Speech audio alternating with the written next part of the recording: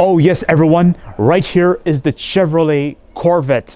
This is a very interesting moment because it is super rare that I come across a Chevrolet, and that too a Chevrolet Corvette here in Europe.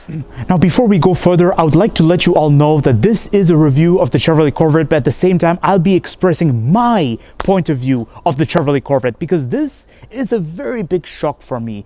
I just had a chance to look around the Chevrolet Corvette and I couldn't help but notice they have a lot in common with the French. I just said it.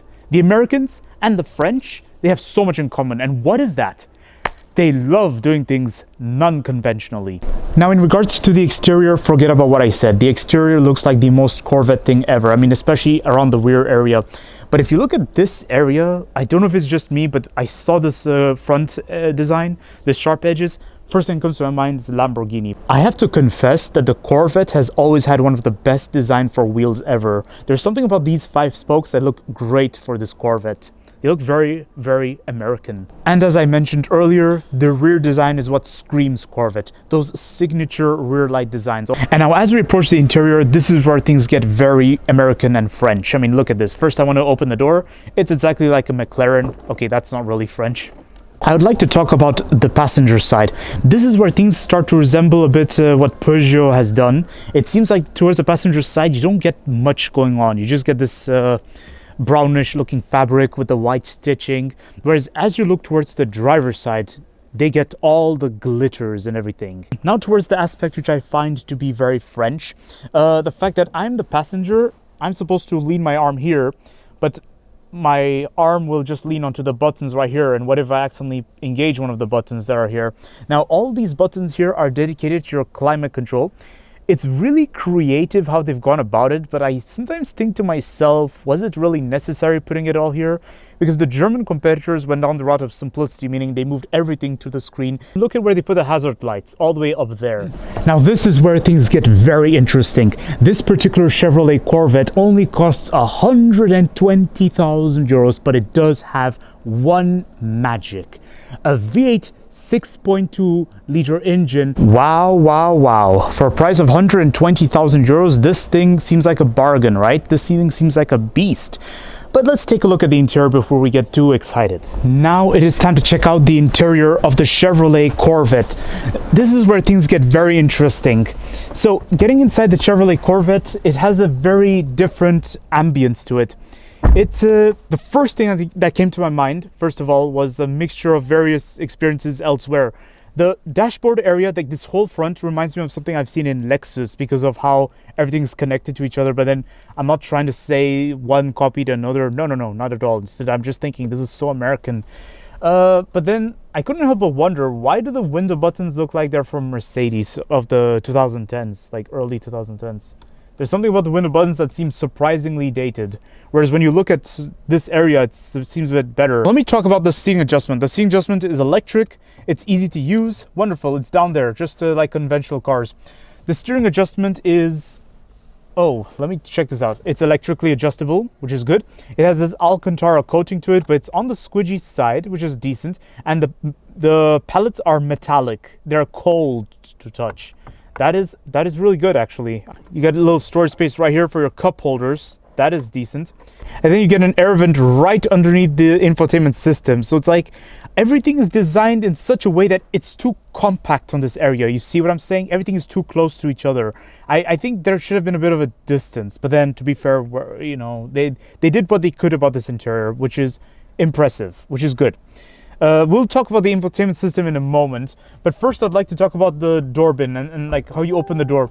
You open the door by pushing this button, and then earlier when I kept my phone down there, I accidentally opened the front boot door. So the position of the buttons down there is a bit non-conventional. There's something a bit different, I'd say. Then you get a glove box right here, which you have to open by pushing the buttons up there, but it's not easy to reach the glove box because you get this huge bit of the interior that intrudes in the way.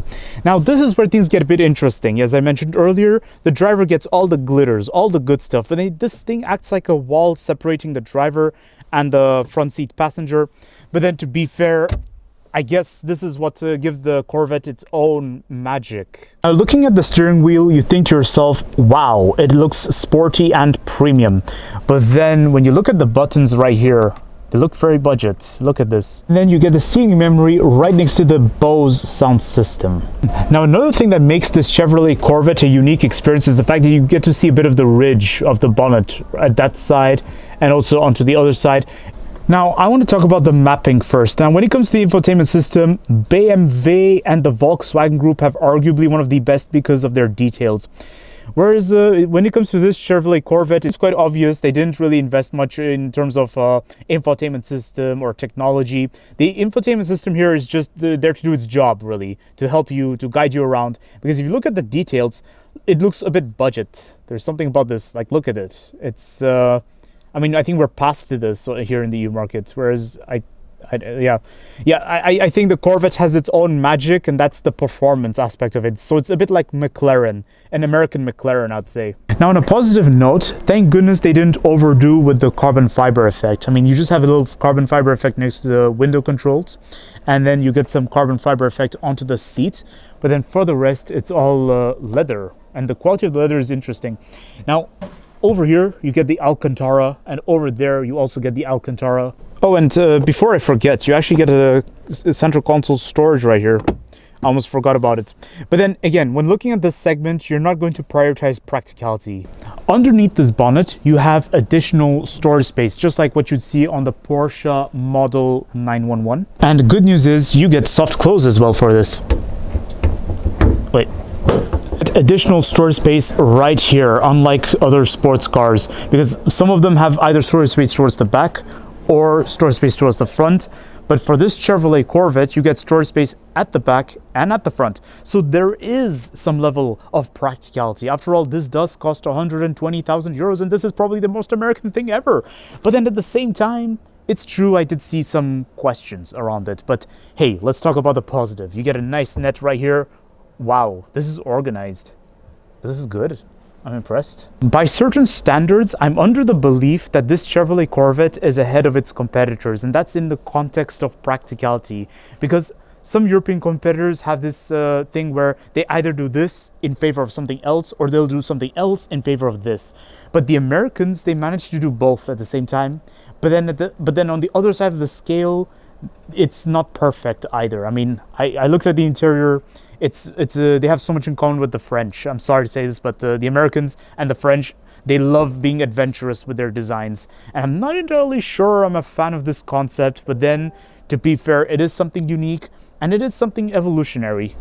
So here's my conclusion of the Chevrolet Corvette. The Chevrolet Corvette is arguably one of the most interesting sports car available today. Now, please excuse me, I'm not sure if sports car is the term, or maybe sport coupe or something, but well, you see, it's something unique, it's something non-conventional, and it kind of puts it in the same spot as the Citroën DS of the 1950s towards the 70s. And I say it in the context of how different it is. If you want a taste of something American and sporty, this is the car for you.